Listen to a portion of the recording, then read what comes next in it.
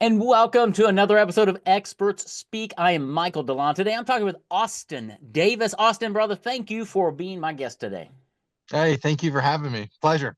Well, you are welcome. Austin started and runs it's called Clear Fork Academy. It's in Texas, and they help teens who are being challenged with mental health issues, but they also reach out to the families and help the families do that. And they can work with people all over the nation who come there. So I'm super excited, Austin, to dive into this and just explore this because I know there are lots of people who are dealing with this and they don't have a clue what to do. So you might be the answer. So tell me, I mean, Austin, how in the Awesome. world did you get doing what you're doing?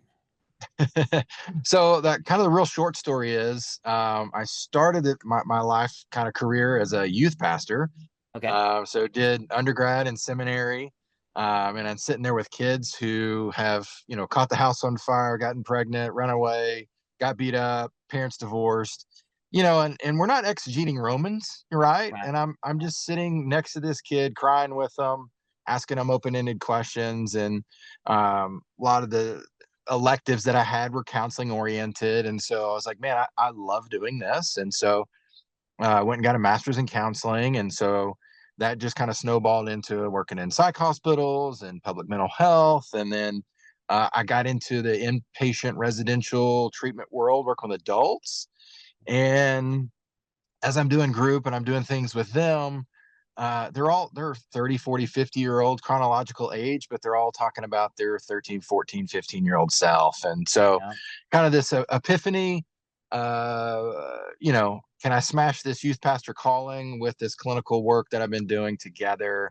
And so we call it Clear Fork because I want those kids who are 12, 13, 14 to have that fork in the road for Mm. their life. And so they're not in treatment when they're 30, 40, 50, right? They're dealing with these small budding issues that grow up to be big trees if we don't pull them out of the garden real fast. Yeah. Man, that's great. Coming to that fork in the road. And yeah, if they take the wrong fork, it's going to be a lifetime of pain and agony and stuff. Still, hope can be found, but it's much better to catch it at the fork and say, no, no, here's what's going on. Here's how we deal with it. And here's really one of the biggest answers in faith and things. So, um, I think Austin, we've dealt with this a little bit in my family. I know, and it's funny. I mean, it's taboo to talk about this stuff in church, right? Yeah. And it's unfortunate. I mean, do you find that? It's well, you're in Kentucky, right? So Right. it's like those social norms are very different, and probably well, the West Coast folks, there's not a whole lot of churches like there are in the South. Right. Um, it's taboo, and if they do want to solve the issue, they want to solve it internally, and it's Yeah. very hard to build trust with an external like provider or trusted source. So it's a lot of yeah, sales cycle, if you will, like to build that trust with certain provider Yeah. churches, to be a resource. And so a lot of people feel the shame. They don't go to their pastor, and so they come to us under the guise, outside of the Yeah. church. So And whether you're in the church or I think even business owners, right? Whether they're churched or not, yeah, they don't want to make it public because it's like, oh, and it's really not that big of a stigma, really. When you start bringing it out in the open, what you'll find is, a lot of people have dealt with stuff, right? We all have stuff, and what I find is that people go to, not that these are wrong by all means. I mean, I'm a book publisher. We go and we read books. We might yeah. listen to podcast or radio programs. Those are all well and good. But you've got a more intensive process, I think. Unpack what Clear Fork Academy does. How does it kind of operate? And then we'll kind of backtrack about who should be there and all of that stuff. But I think what you're doing is a little bit more powerful. Yeah, at the real high level, we work with 13 to 17-year olds who are struggling with mental health and substance use. We have a boys campus, we have a girls campus. And those are inpatient. Then we have two outpatient locations. But our scope and sequence is 12 weeks, or 13 Mm. actually. And so we call it values based treatment, right? And so we have 7 core values as a company, but those don't just stay on the wall or in the employee handbook. We've designed our program around them. It's honor, unity, sacrifice, transparency, legacy, excellence, and fun. And so each week is thematically driven by one of those values. And so we know every kiddo coming in, they probably don't honor themselves, right? Because they've cut themselves, they've used drugs, right? They don't honor other people because they hate their parents, and anything they say is, Yep. short of fu. And then if God is involved in their life, it's not an honoring relationship, right? So Right. we try to reframe for 7 whole days. Instead of a shotgun approach with the therapeutic interventions, we really try to narrow in, to have one single point of influence. And so if we can move that 1 degree over 13 weeks through our 7 modalities, we're going to do that. And so the value becomes kind of like the rose colored glasses. And then underneath that, we use best practice clinical interventions that pair with that value. So we use narrative therapy when we're on honor week. And so narrative therapy talks about, how do I fit in this story? And a lot of times we sort of bastardize that story, and, well, we don't really hear what mom was saying, or we've colored that, when she's really loving me in a healthy way, right? Or Right. I I didn't wreck the car. Somebody, Yeah. I didn't overdose, or whatever those things. And so we help them Yeah. reframe those narratives, right? And so there's kind of three stories in that: my story, their story, and then God's story. Like, how does Yeah. God intervene in my life? And then at the core of what we do is life skills. And so there's a value and intervention, and then a skill, and that Mhm. skill is communication for the week, right? So how do I articulate? What are the, you know just the nuances of communication, right? When you say things, we kind of can predict the future on how we start talking. And so we take Wow. that three-legged approach to all 7 values, and we kind of have part A and part B. So every kiddo can kind of see it twice. We know we need repetition, Yeah. and we wrap in the families to that as well. And so we take all of that curriculum, smash it, and give it to families in a 2-day intensive, twice while they're there. So very, Wow. very, very intensive for the families. Let's just take mom and dad, and then they have a child who's in at the academy. Mom and dad are coming a couple of times. How does it? I mean, how does it work? Yeah, we've got an event kind of space, and Okay. so they come in, they check in their cell phone and purse, or leave those in the car, and then sit down at a conference room table kind of situation, and we have our therapist, and That's people walk great. them through our curriculum. And so it's Yeah. psychoeducational, and then emotional, and tears and snot and all that kind of stuff. Yeah. Wow. Yeah.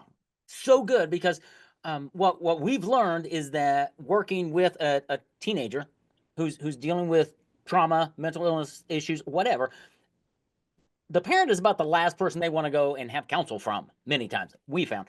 But having a third party work not just with the teen but also with the parents to recalibrate some Yeah. thinking, some feelings, really paves the way for better communication. Fair. Absolutely, yeah. Often I have a 15 or 16-year-old boy, dad, and the kid are having a conversation, and I'll say, "Hey, you should tie your shoes." And the kid goes, "I've never thought about tying my shoes. That's the greatest idea ever." And the dad just kind of looks at me and looks at the kid, and he's like, "I've been telling you that since you were 2 years old," you know? Yep. So Yep. it's the same way with, I have 3 kids, 8, 10, and 12, and I Yeah. coach my son in basketball, and I could show him 1,000 times, but as soon as the assistant coach pulls him over on the side, it just, "Hey, Dad, you want to see what Coach showed me today?" Cool. Yeah. Yeah, So seriously. And I think so many times from hearing about what you're doing at Clear Fork, you got a 13-week program. Let's talk about who when somebody's listening to this, what types of behavior issues are they seeing in their teenager that will be the clue to go, we might need to reach out to Austin. What are they yeah, seeing? so there's kind of all the nuances, right? And then you have when the train comes off the track. And so Right. that's usually when parents call us, when there's an overdose, when there's a car wreck, when they get kicked out of school, those major moments that go, "Oh crap, I gotta take this and leave work," right? So Right.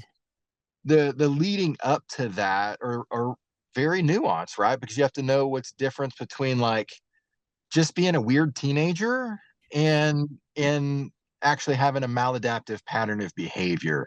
And There so you go. that takes communication to know, but like telltale signs, um obviously, like biologically what you see, right? Hygiene, sleeping, any major transition in sort of a biological normal Yeah. function, right? Red eyes, bad breath. I got long hair, but that's That's, but like hygiene issues, yeah. um, friends, social group, right? So maybe you move from another school and used to hang out with the nice band kids, and now you're hanging out with the kids under the bleachers, so to speak, and so um, those sort of things, changes in familial kind of relationships.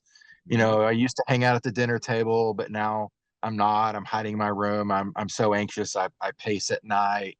Right. Uh, and then you have self harm, and you have other sort of things. And so, Yeah. um, Yeah. And yeah, okay, so that's good. So if you're experiencing any of those or talking with people who are experiencing those are signs, right? And and I think one thing I wanna throw out here, and you can correct me if I'm wrong, is when we see these behaviors, we have to really separate the behavior from the person, from the teenager. And, sure, and so it's so easy to come down on a teenager. Well, you are so yeah. that's not real helpful, but it's emotionally in the moment. That's where we are because we don't know what else to do. Do you right? Yeah, absolutely. There's not a whole lot of resources for this, right? There's college Mm, prep courses, and you can do things like that, but yeah, how to struggle through mental health or bullying, or you kind of learn on the fly, yeah, like most of parenting. But um, I just communication. Anything we do can be solved by communication. I think, right? If it's a yeah, marital issue, it's a parenting issue, the better you can communicate. Time and place are so important, right? And yeah, so me and my son jump in the truck, and we're driving, and we'll have conversations that we would never have on the back porch right. or at home, or fill in the blank, just because we're both Yeah, dudes. We're both kind of occupied with the yeah. radio and the wind or whatever, and I can have those conversations. And so time and place is huge. Content um is here nor there, but I think it's those two things that are paramount. I think it is too. I love it. And we've told, as we did, we spent 10 years in family ministry and things and talked about conflict resolution and not just in marriage, but in parenting. And we always told people if you're going to have a hard conversation, parent to son, don't sit across the table from each other, eyeball to eyeball, because them's fighting words. Get in a truck, go for a drive and talk because now I'm side by side. And you're right, just that little thing, whether you're in a truck or whether you're sitting at a kitchen table next to one another or a restaurant just diffuses so much anxiety and tension and then tone being quiz. I mean, there's so much that Yeah, you can people can learn because I guess here's where I really want to go is there's hope. yeah, All right. absolutely. Unpack that because it feels hopeless when it explodes and you're like oh, there is hope to be found with Austin with Clear Fork and Academy. Unpack a little bit about the hope that you can bring to a family that it maybe just exploded. They don't know what to do. Yeah, I just just in our conversation here, I think there's two types of hope, right? There's now hope, and then there's eternal hope. Yeah. And so that's what makes us really different in what we do, is because not only are we treating the person right in front of us, we know there's a soul behind that kid. Yeah. That's eternal for us. And so Amen. that gets me emotional a little bit, because Good. our, Praise our, God. our kids could be unchurched, and the whole family could be unchurched, but they Yeah. come into our environment, and it was an overdose on fentanyl. It was a girl being trafficked. It was, just pick the horrific story. Those are our kids, and we come in and we feed them. We get them stable. We do groups with them. We do exercises. We do fun, and then they ask this question: what is life all about anyway? Right? Or how do I forgive that person who hurt me? Or man, I see you live your life in a certain way, and what is this Jesus thing you guys talk about, right? Yeah, And so not only do we have our clinical hats on, but we can do this discipleship thing with kids. That's really like that's what it's for, right? It's wonderful, yeah, not to be covert in what we do, because what we do is clinical and it's ethical and it's powerful. But that's just the cherry on top every single time when a kid goes, but I think there's something else. right, And we're just standing at the crossroads of their life and be able to answer that question. And so, yeah, I mean, the hope is why I get up every single day, because yeah, gosh knows, like, the scars and the gray hairs, those are all there. yeah, But it's the next kid who comes in and says, you helped me get my life together and I just graduated from basic training. You helped me get my life together and I got into college or got married, or we yeah, have 500 kids a year, and 10% of them call us and say, look, this is where my life is. Those are yeah. cool. Those are cool. Those are life changing for you and remotivating, and it helps parents who are in the midst of it hopefully understand there is help, there's hope, and the future can be so different.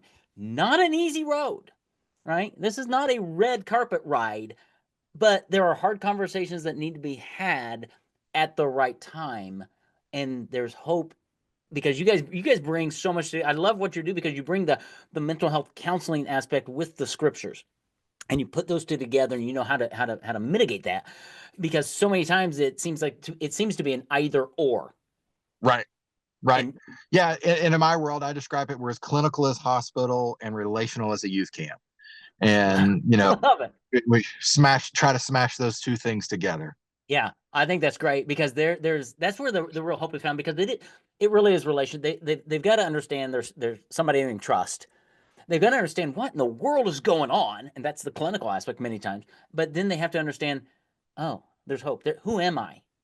My identity needs to be found in the Creator first, and that frames and forms a lot of the future beliefs and things that help unpack things. That it's really cool that you do a 13-week program because it's an intensive, and Mm, then now we're on a different track as a family, right? right. And, wow, that's awesome. Um, how do people get a hold of you? I mean, yeah, who should reach out to you, and how should they reach out to you? Yeah, so we talked about hope a little bit. So I think it's anybody who's on that continuum.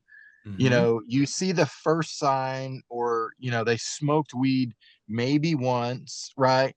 Reach out to us, because we'll do an assessment. We'll figure out what's going on. Here's what we know, Mm-hmm. through thousands and thousands of calls. If you've seen them and caught them smoking weed, it's not the first time, right? there, That's right. there's 30 or 40 times before that, and there was probably some pills, and there was some sex, and you know. So whatever you see at the tip of the iceberg, there's a lot more underneath. So I think that's anybody on that continuum. You showed up in the ER with an overdose, or you're speculating. We can help anywhere in between. Anywhere in the country. So we're, for anybody in the country, it's a plane ride away. Mm, We're in the Dallas Fort Worth area. We can do same day admissions, right? Like, it's like, as wow. long as everything checks out. It's, again, because it's a crisis thing. Crisis. You Yeah. know, I tell parents, if your kid's climbing a tree, falls out of the tree, and breaks his arm in half, and the bone's sticking out, you're not gonna wait around Right. to you know to go take that kid to the doctor. You're going Right. right away. Yeah. That's great. Yeah, we don't want to wait a 3 week waiting thing at the ER. And so what I just heard you say is Austin's got really same day delivery. If you are in that kind of a crisis, call them, reach out to them at their website. But way before, I love the iceberg analogy. So many times we hear something and we'll address it with a teen, and they'll have a clear great reason, right? How do I know? Yeah, that was me years ago. So, but and it's like, oh, okay, well, you better keep your eye on that because there might be a Yeah, little bit underneath the water, and there's no harm in reaching out and saying, okay, here's what we're seeing. What do we need to be thinking about? yeah. So what's the best way for somebody to kind of start that whole process with you guys?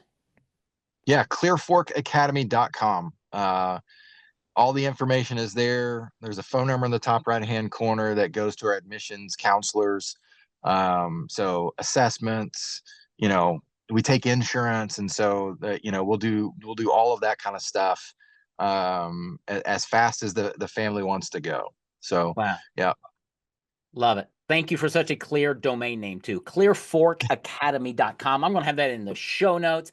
And let me just encourage our listeners to, dare I say, swallow your pride, right? This is mm, not a battle that you need to be fighting alone when there are yeah. resources available. Well, and if you do feel alone, we've got 10,000 stories when you join our community that will make you feel just as normal as everybody else. Yeah, absolutely. And where do they get a copy of your book at the how do they get because your book is full of stories of teens and the families and things that it just provides help to go, I'm not the only one? Absolutely. Yeah, Amazon or the website. My Excellent. Kid, My Crisis on Amazon, or it's on clearforkacademy.com.